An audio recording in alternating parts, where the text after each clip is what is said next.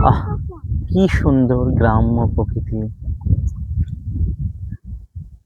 নদীর জলরাশি করছে খেলা, দূর আকাশে মেঘের ভেলা। আহ, কি অপার সৌন্দর্য! সৃষ্টিকর্তা যেন নিজ হাতে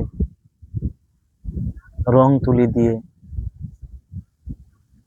এই প্রাকৃতিক সৌন্দর্যতা সৃষ্টি করেছে।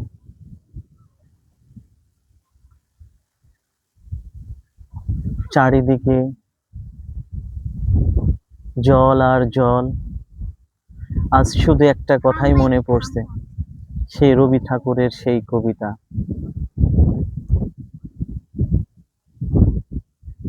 আহ, কি সুন্দর প্রাকৃতিক সৌন্দর্য!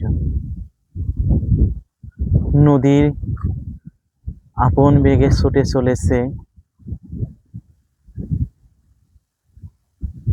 সমুদ্রের দিকে।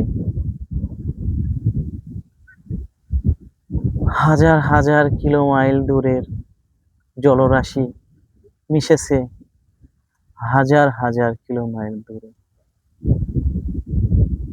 আহ, কি সুন্দর! সুবহানাল্লাহ!